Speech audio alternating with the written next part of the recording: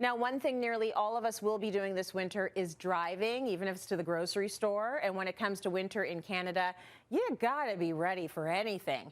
So Stephanie joins us now with tips on what every driver should have in the car in case of emergency. Hey, Steph. Hey, Trace. I'm so excited to be here to talk about emergency preparedness, especially with a winter edition here. I have a question for you.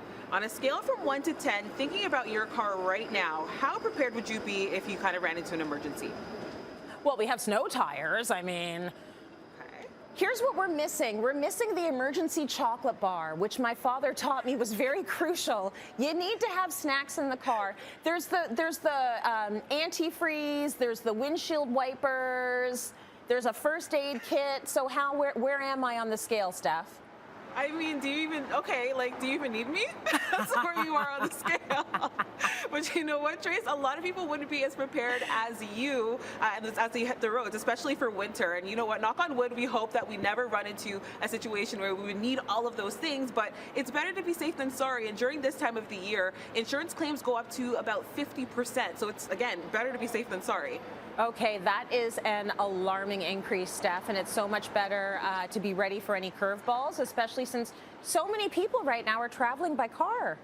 Absolutely, Tracy. And I have like a PSA here. I'm going to talk about winter tires really quick. They're so important to have on your vehicle. So winter tires, they help you cut through snow, help you cut through ice, and of course they help you keep that traction because they're made with a material that can deal with the frigid temperatures. So that is really important. There are two places in Canada that actually make winter tires mandatory, and that's Quebec and British Columbia. And if you ask me, honestly, I think anywhere where we can see very heavy snow, we should have winter tires actually be mandatory. Now, the next basic thing I'm going to talk about, Trace, is this bad boy. It's actually a snow broom and ice scraper. It's a 4-in-1 snow broom and ice scraper.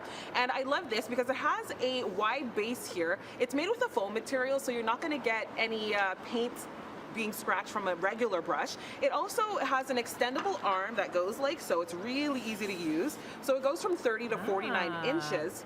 Yeah, right? I know, I'm like getting so excited over this snow brush. It goes from 30 to 49 inches.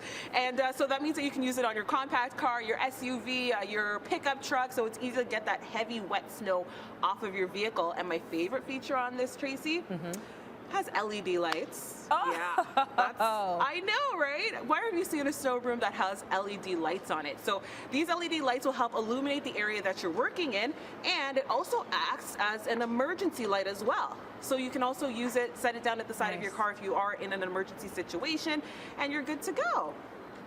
That's so good. Okay, what else do we need to have in our little kit, our car kit? Yeah, so that is the snow brush right here. We also have to have windshield wiper fluid, and you talked about that earlier. So windshield wiper fluid, really important to have in your vehicle. Now, this windshield wiper fluid is actually special for winter. It actually works in negative 25 degrees Fahrenheit, which is about negative 31 degrees Celsius. And I mean, there isn't much to say about it. It's windshield wiper fluid. You should have extra in your car because you never want to be caught off guard. I will say that I have been. You know, my light came on. I was like, oh, it's fine. I have time.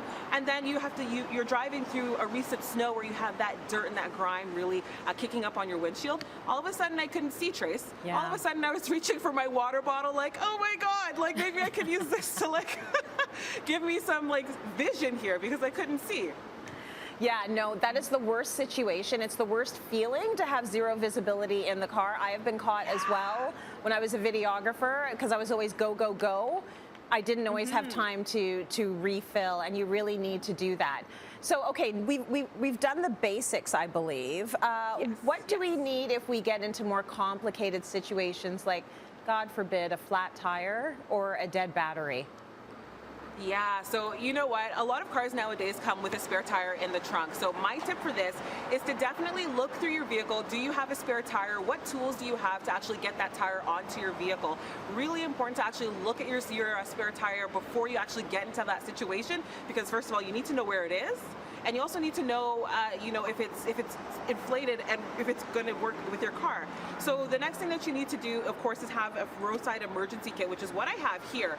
Now, in the roadside emergency kit, we have so many different things in this actual kit. I pulled them all out, so I wouldn't have to pull it out live for you. But we have a flashlight. We also have a poncho and emergency blanket here. Of course, we have a safety vest, Trace.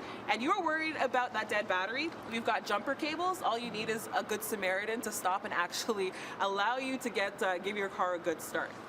Yeah, and you know what? Coast to coast in Canada, you're going to find someone that will help you. People will stop and help you. Now, what if you literally get ourselves in a jam, like we are stuck in the snow? What do we do? Yeah, that's happened to me too, Tracy. I mean, everything's happened to me basically. Pulling off of my driveway into my neighborhood street. So it's great because I wasn't in live traffic and I had to call my mom and say, hey mom, you're either gonna have to push my car or shovel me out. But we actually have these traction mats that are really easy to use. They're heavy, they're durable. You just slide them under your tire and you go. That's it. Just don't go too fast because you don't want to leave them behind. Yeah, for sure. Okay, that's a good solution. Now, all this talk about prep, it's making me a little hungry. Let's talk about snacks. You want to make sure that you have something that's non-perishable, that you can have in your car for an extended amount of time, that will really sustain you if you get into an emergency. Steph, thank